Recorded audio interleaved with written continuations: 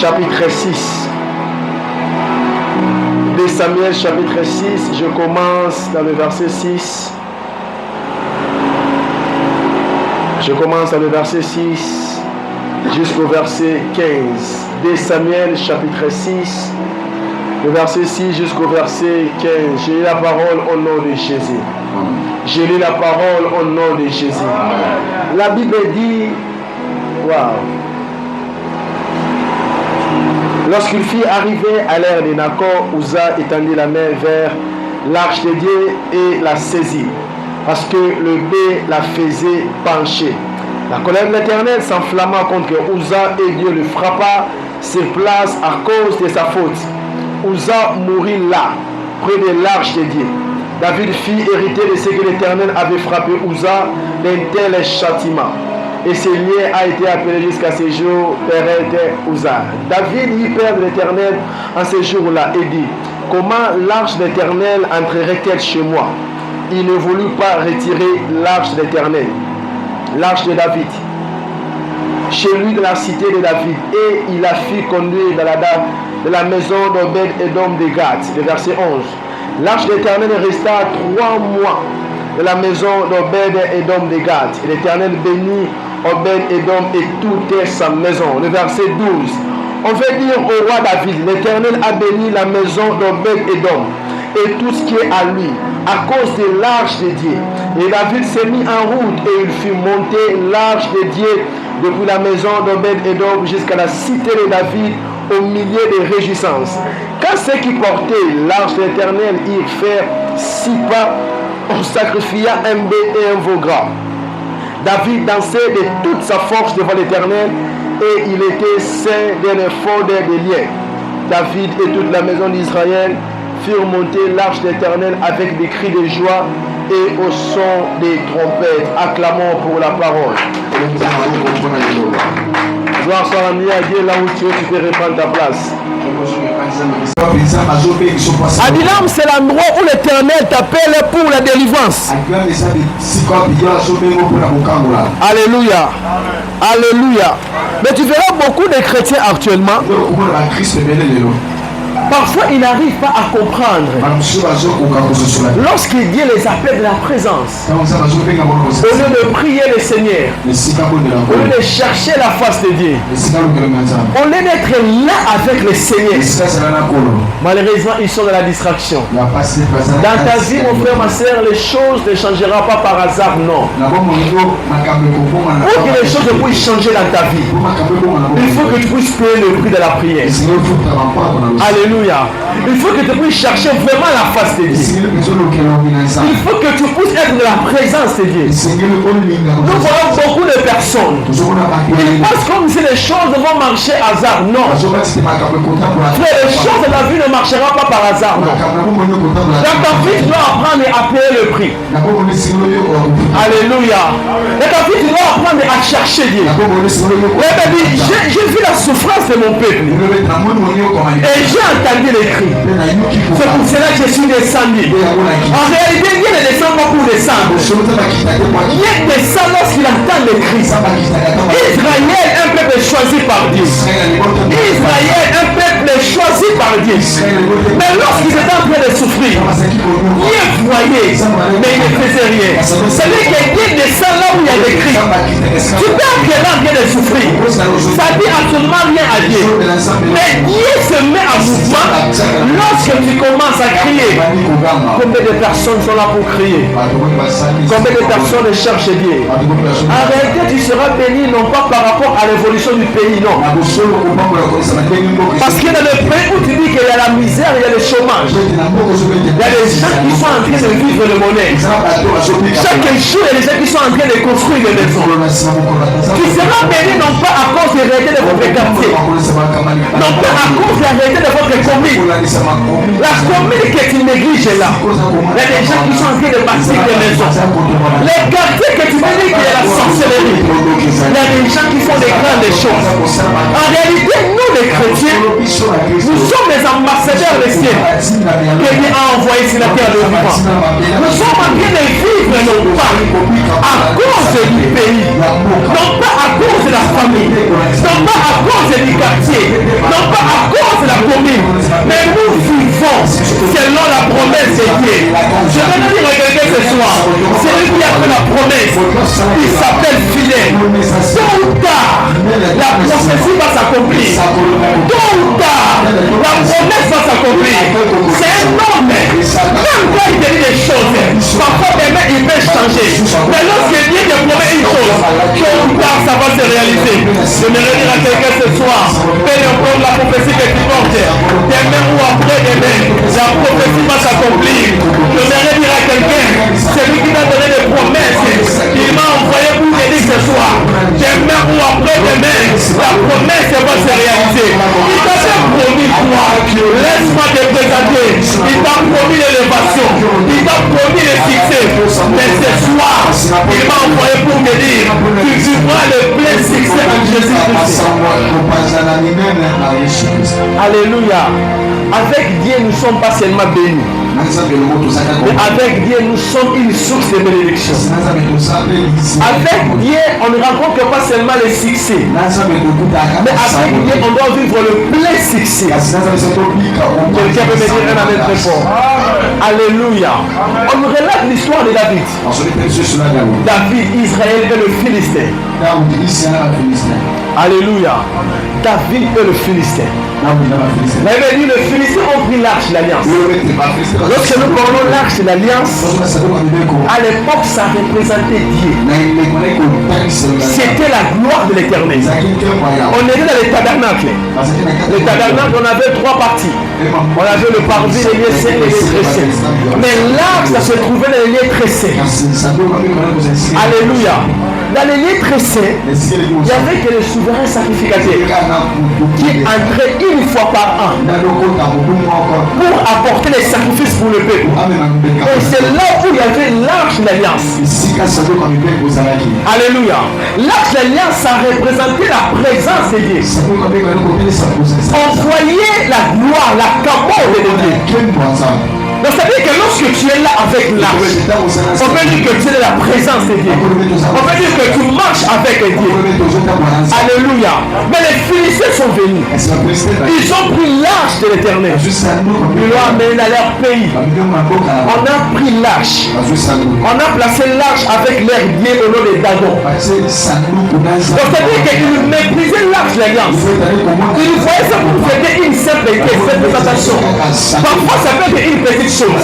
Parfois tu peux voir seulement des choses, mais tu ne sais pas quelle présence qui va sortir là-bas. C'était peut-être une petite caisse, mais ça représentait la gloire. Alléluia. C'était la gloire qui incarnait là-bas.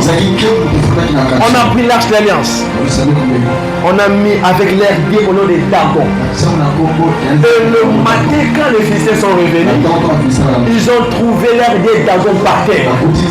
Parce que l'arche avait frappé l'air Dieu. Parce que l'arche représente Dieu. Au-delà de frapper l'air Dieu, l'arche a décarté la maladie. À travers l'arche qu'il avait volé, tous les pays ont été frappés par la maladie.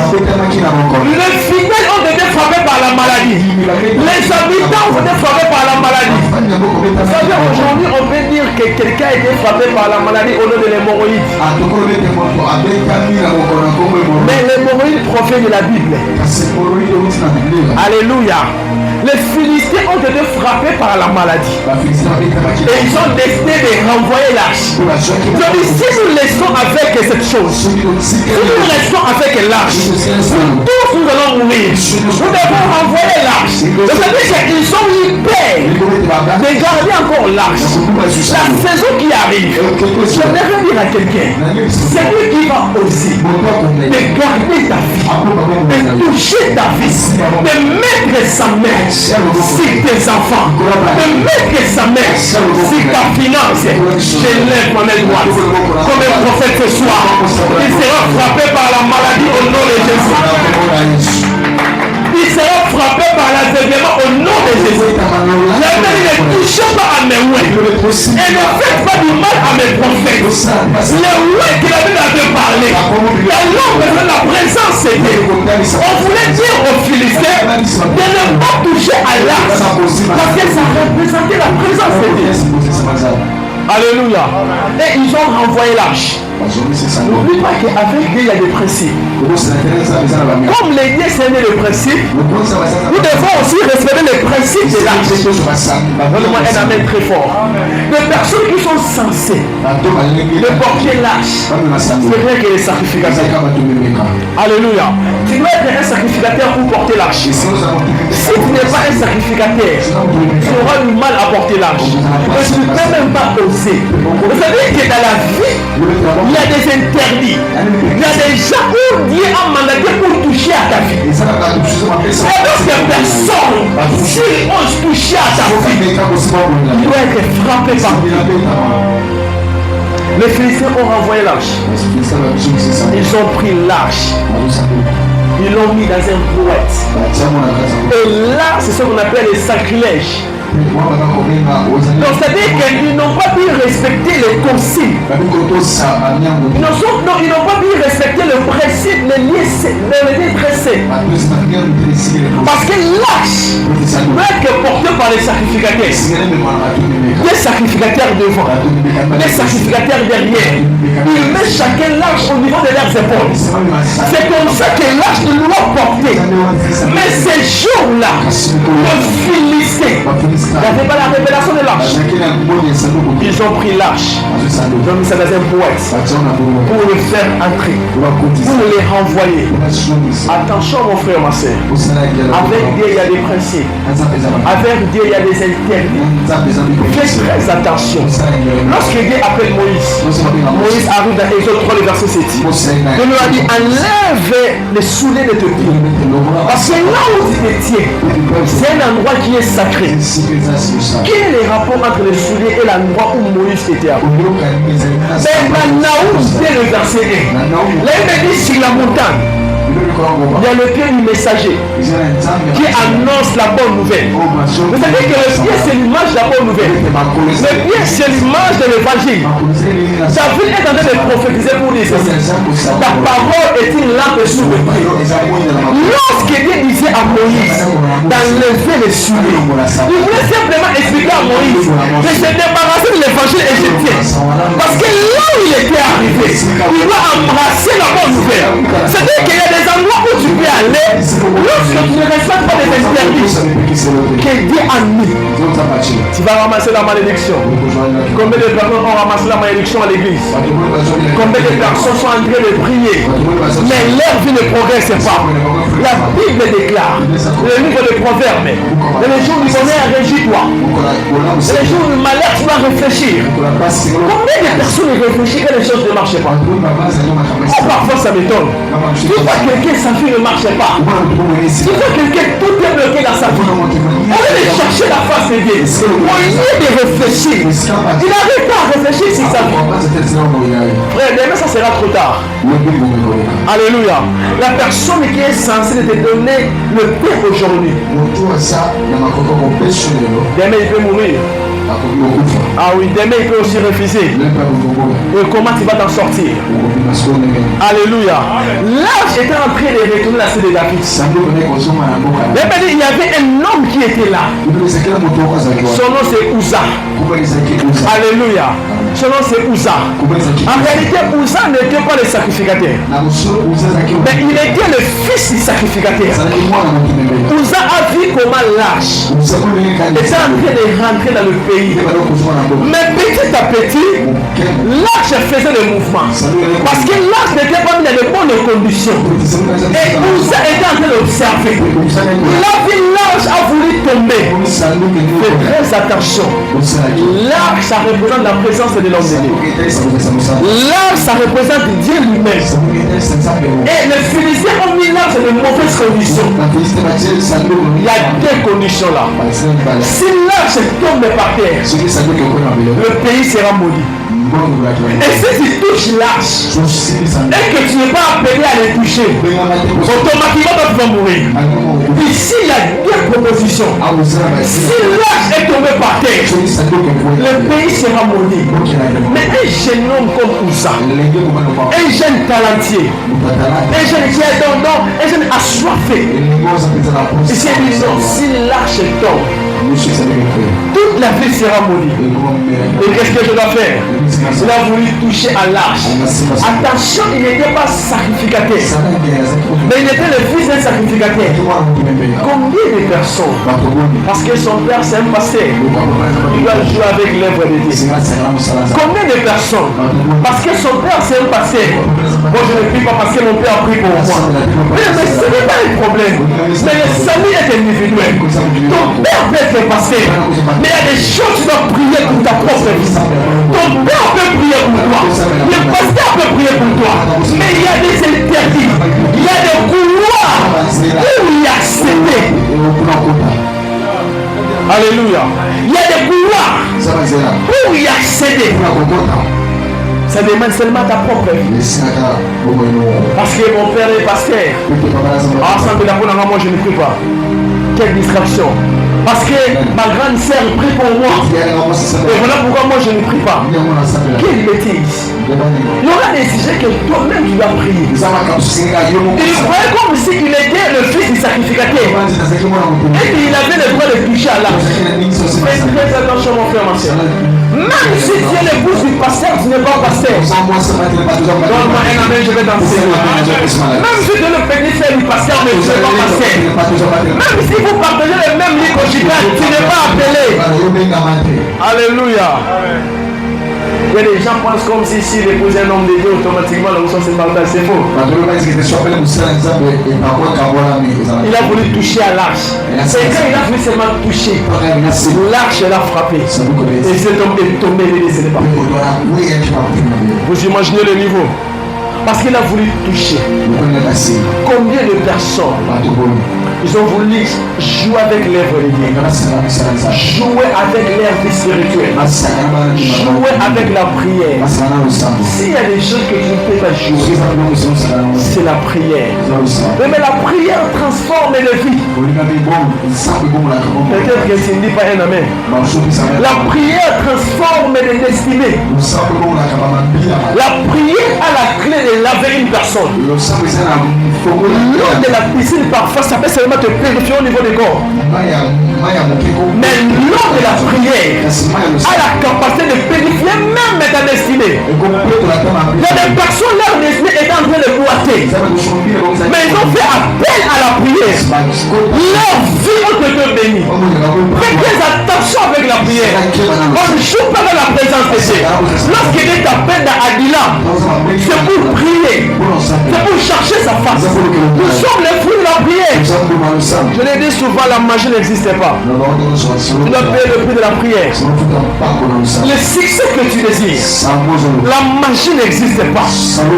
Là où tu veux partir, la magie n'existe pas. Tu dois payer le prix de la prière. Mais la prière transforme le vie. Aujourd'hui, tu vas me voir en train de te prêcher. Mais 5 ans en arrière, si je te présentais ma vie, si je suis là aujourd'hui, ce n'est pas le diplôme de l'Académie des Beaux-Arts. Si je suis là aujourd'hui, ce n'est pas à cause de mon père, ce n'est pas à cause de ma mère, mais c'est le fruit de la prière. Ne jouez pas avec la prière. Cher homme, ne jouez pas avec la prière. Cher sœur, ne jouez pas avec la prière. Maman et les gars, ne jouez pas avec la prière. La prière a la capacité de transformer ta vie. La Bible déclare, celui qui est capable de prier est capable de tout. Il a touché l'arche et il est frappé et il est décédé. David était là en train d'observer. L'arche a tué quelqu'un. Ça ne peut plus rentrer encore chez moi. Et qu'est-ce que David a fait? David a renvoyé l'arche. Mais je bénis Dieu ce soir. Lorsque David renvoie l'arche, il y a toujours un nom. C'est un étranger. Sinon c'est Obed Edom. Je vais dire à quelqu'un, dans ta vie, dans les choses de Dieu, si tu veux réussir, comporte-toi comme Obed Edom. Soyez comme Obed Edom. Comporte-toi comme un étranger. David a vu l'arche, a tué Uza. Il a refusé de prendre l'arche. C'était un jeune homme est en train de marcher. Son nom c'est Obed Edom. C'est un étranger. Quand il a vu l'arche, il a pris l'arche. L'arche l'arche n'était pas destiné à aller chez lui. Mais il a pris l'arche parce que l'arche était là. Personne n'avait l'idée de prendre l'arche et de la ramener dans sa maison. Il comprenait qui était l'importance de l'arche. Alléluia. C'était un objet. C'est le souverain sacrificateur avait le pouvoir de voir ça. Et aussi une fois par an. La fête de Yom Kippour, une fois par an. Donc c'est-à-dire que si aujourd'hui là tu pêches, mais après des semaines, avant le souverain sacrificateur il vient, il sacrifie un animal, il prend les sangs une fois par an. Aujourd'hui c'est le 13 juillet. S'il entre dans les lieux très saints, tu demandes le pardon pour ta vie. Il va pouvoir revenir l'année prochaine. Et si demain tu pêches, il a la capacité de faire tuer. Parce que le Seigneur du péché c'est la mort. Mais une seule fois par an que cet homme entrait pour voir l'arche. Mais David a rejeté parce que l'arche a tué Ouza. Je voudrais dire à David ce soir, Ouza est décédé parce qu'il ne répondait pas aux critères de l'arche. Ouza est décédé parce qu'il n'était pas appelé à toucher l'arche. Je voudrais dire à quelqu'un ce soir que le comportement rebelle est donc. Lorsque les gens rejettent l'arche, lorsque les personnes rejettent la prière, doit accepter la prière. Le livre de Jean chapitre 1, le verset 12. Elle dit qu'il est venu chez les siens. Et les siens n'ont point réussi. À tous ceux qui l'ont réussi, à tous ceux qui croient en son nom, il leur a donné le pouvoir de devenir enfants de Dieu. Qui ont réussi? C'était Obed Edom. À tous ceux qui l'ont réussi. Il était venu chez les siens. Parce que l'âge appartenait à la cité de David. Mais David a rejeté l'arche. Combien de personnes ont rejeté l'arche? Combien de personnes ont rejeté la présence de Dieu? Combien de personnes dans cette saison, ils ont refusé la prière, ils ont abandonné la foi, ils ont abandonné l'église? Combien de personnes? Donne-moi un amen. Combien de personnes négligent? Dieu est venu dans leur vie et gratuit. Ils ont refusé. Moi je me souviens, ma mère est là. Moi j'ai quitté Lemba. Je faisais la victoire de l'école biblique. Alléluia.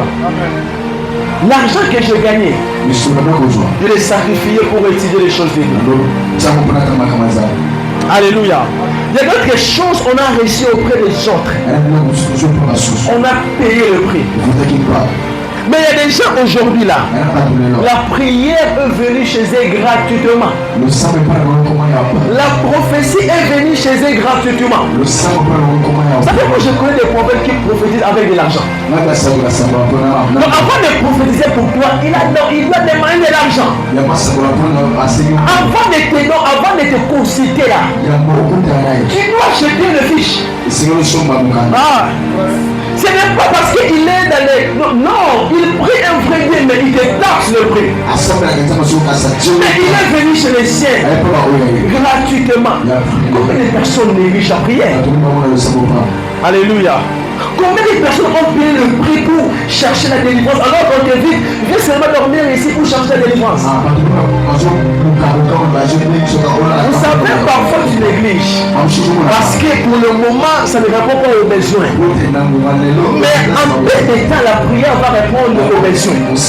Dans peu de temps, ce qui sera à la mode, ce n'est pas les chansons là que tu chantes les Magodala, non. Mais ce qui sera à la mode actuellement, c'est rien que la prière. C'est rien que l'œuvre de Dieu. L'arche est venu chez David, mais il a refusé. Parce que Ouza est décédé. Qui t'a dit que si Ouza est décédé, tu vas mourir? Qui t'a dit que si là-bas dans cette église, on a escroqué, et que là-bas aussi sera escroqué?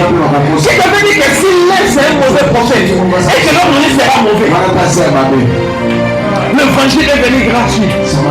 Mais les gens ne veulent pas. La prière va venir gratuite. Mais les gens ne veulent pas. Ton problème est que tu ne veux pas informer. Et tu vas à l'internet. Tu tapes Algérie. Tu verras combien les églises sont fermées en Algérie.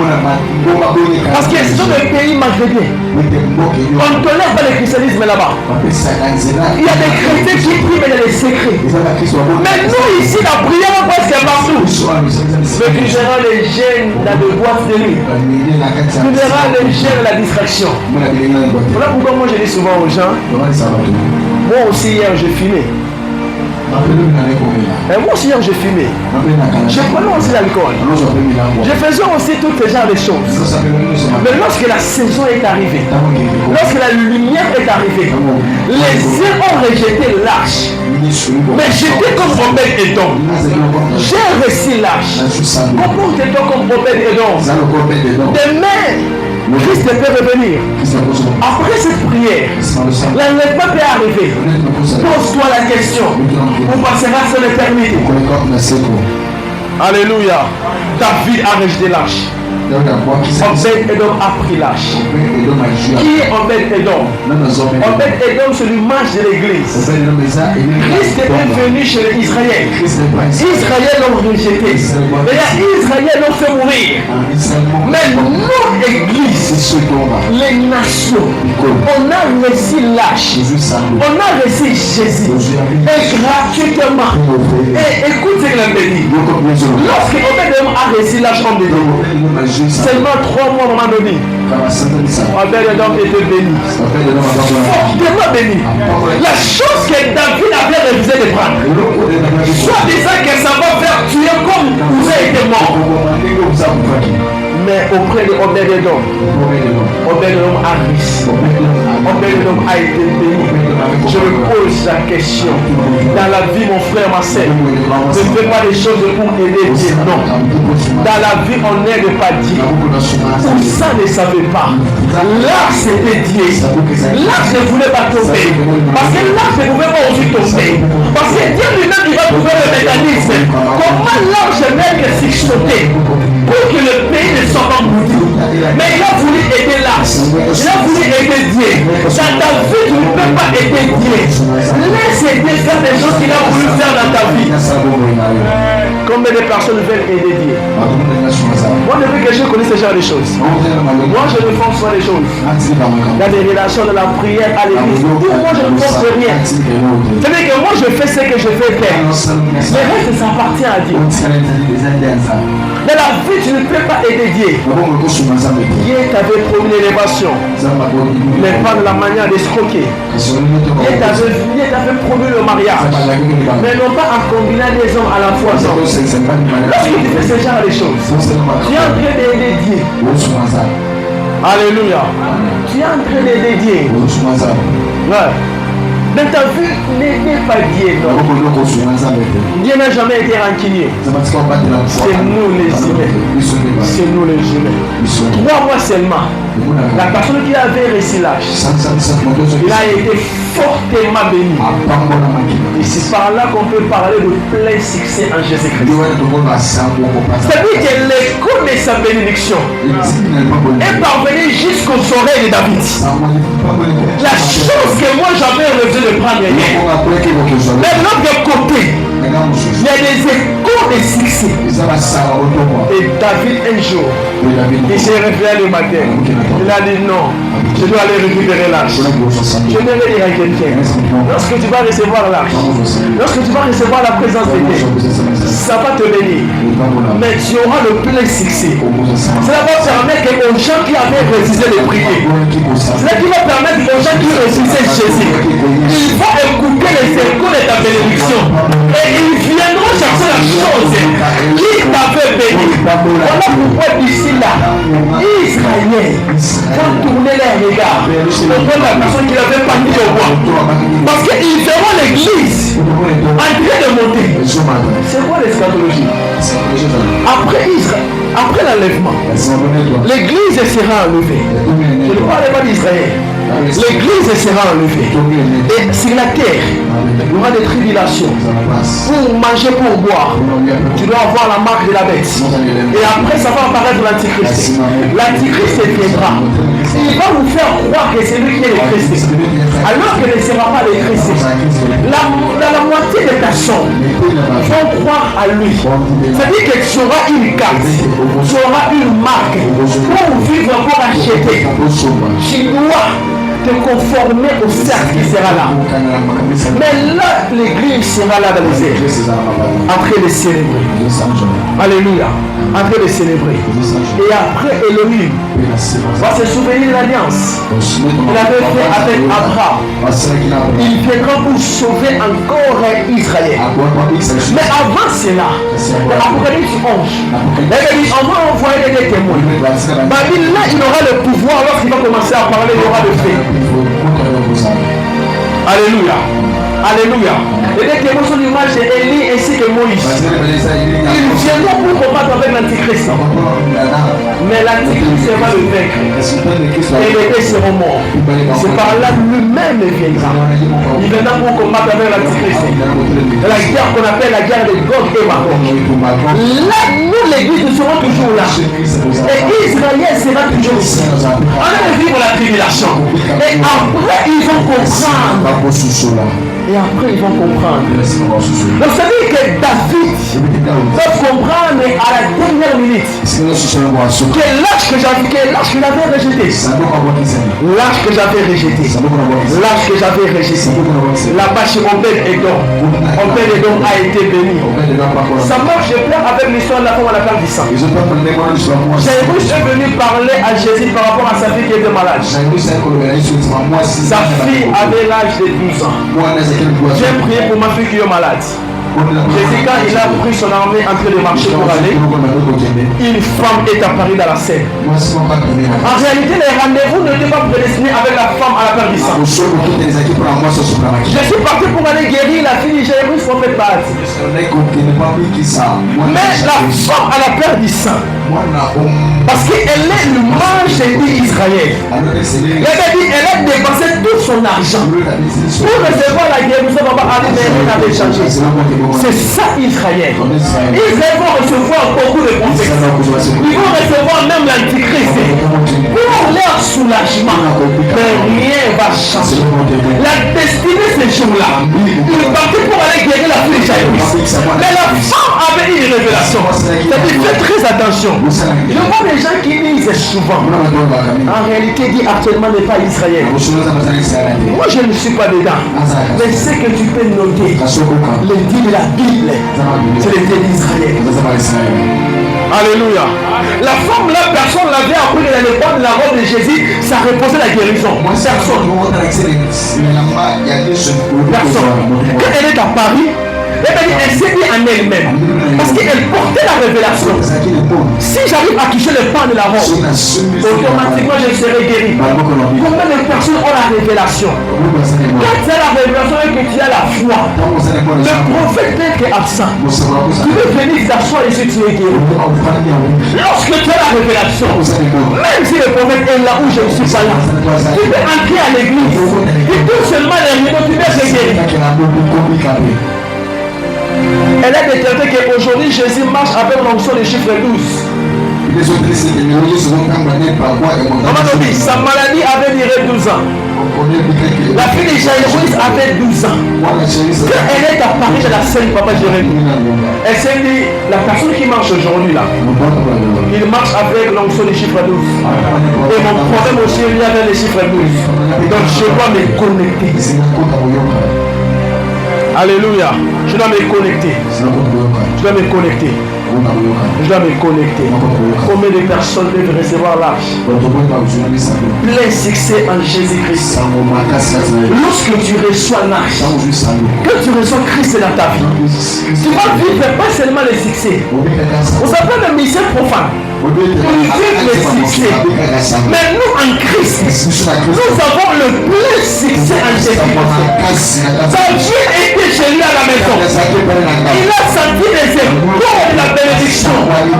Obed-Edom était pas seulement béni, mais il était béni, une source de bénédiction.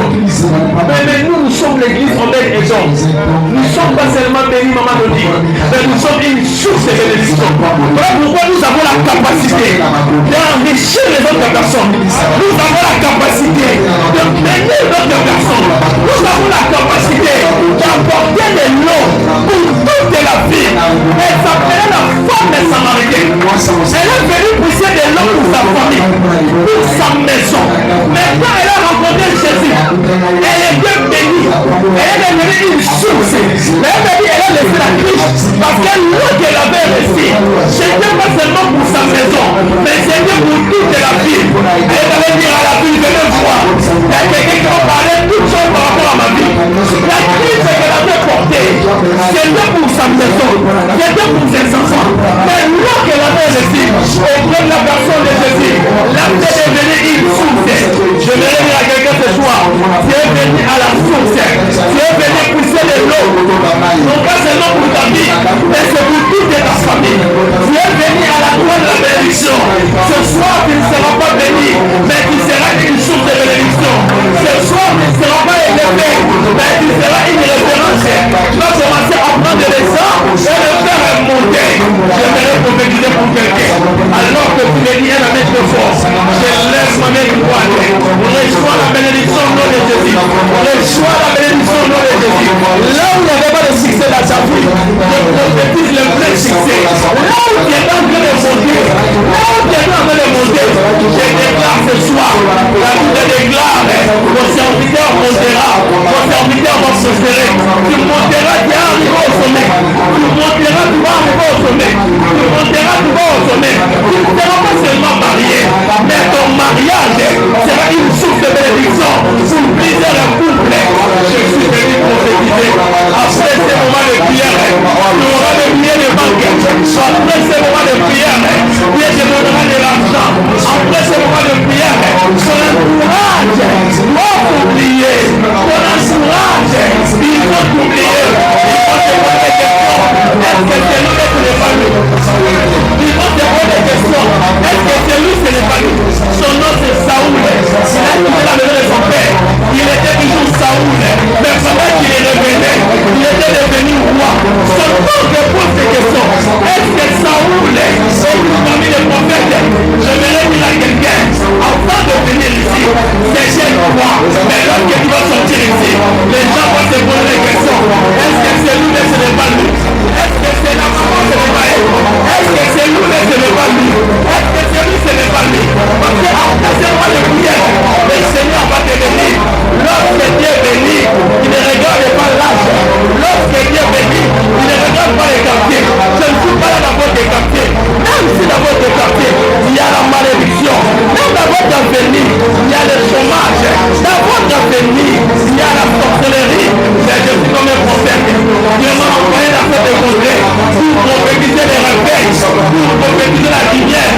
Tu vivras la lumière au nom de Jésus.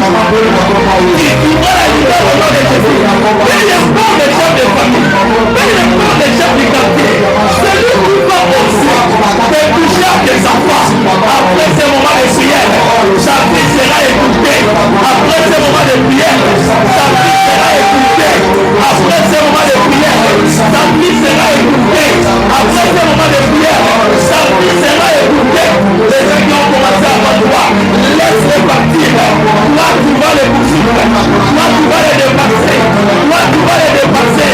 Toi, tu vas les dépasser. Toi, tu vas les dépasser. Toi, tu vas les dépasser. Toi, tu vas les dépasser. Je vais dire à quelqu'un, je te donne l'option de la vitesse. Laissons l'option de la vitesse. Laissons l'option de la vitesse. Tu vas courir la vie que tes amis. Tu vas courir la famille. Tu vas courir jusqu'à l'échelle de ta famille. Après ce moment de prière, dans ta vie, tu auras de plein succès. Après ce moment de prière, là où tu avais des moyens de servir, on va t'appeler pour le travail. Là où tu as des moyens de servir, on va t'appeler pour commencer. Là où tu vas déposer ton passeport à l'ambassade, je sens que de voir un visage libéré. Je